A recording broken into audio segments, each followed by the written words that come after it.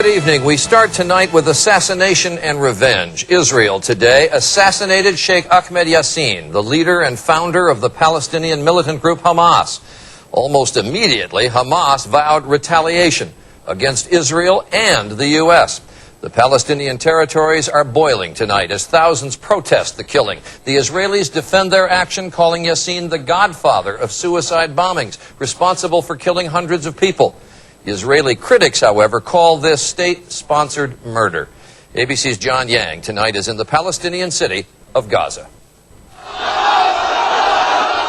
Tens of thousands of Palestinians marched through the streets of Gaza today, mourning a man they saw as a hero and vowing to avenge his death. Retaliation or revenge will not be enough, so it's an open war. Israeli leaders saw Sheikh Yassin as a terrorist, a man who dispatched suicide bombers into their country. Before dawn, Yassin was leaving a mosque in his wheelchair. Israel dispatched helicopter gunships. They fired 3 missiles, killing him instantly. Sheikh Yassin is like bin Laden. He's basically the leader of the ugliest terror syndicate. Within minutes, Yassin's followers filled the streets. There were bloody clashes across the Palestinian West Bank. At least 5 people were killed by Israeli soldiers.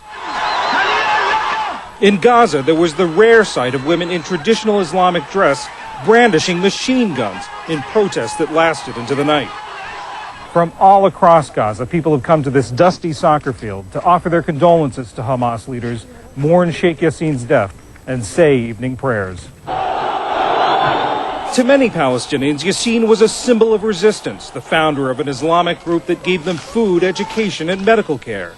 Israeli Prime Minister Ariel Sharon justified the strike against Yassin as part of the war against terror. This man, he says, sought the murder of Jews and the destruction of Israel. But some wonder whether Israel's security is helped or hurt by killing Yassin. His influence is enormous, and often being martyred will give him more influence in death even than he had in life. Some Israelis are already worried. Tonight, in normally vibrant Tel Aviv, restaurants were unusually quiet and security unusually tight. And in several Arab capitals, there were large protests, as the Israeli strike against a revered Islamic leader fuels Arab and Muslim anger against Israel and the United States. John Yang, ABC News, Gaza. The vow of retaliation from Hamas, directed not just at Israel but also the United States, marks the first time the group has threatened the U.S. And that makes today's events a watershed. Here's ABC's Jonathan Karl. The fury in the Arab world was reflected not just in the streets, but in the Arab media, which responded to the Yassin assassination with nonstop coverage of anti-Israeli and anti-American protests, and guest after guest lashing out at the United States. I call upon all Arabs to boycott American products, this guest says.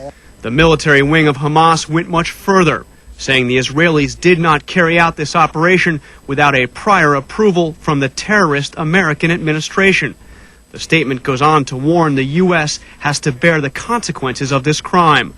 Hamas has killed hundreds of Israelis over the years. It has never struck a target outside of Israel.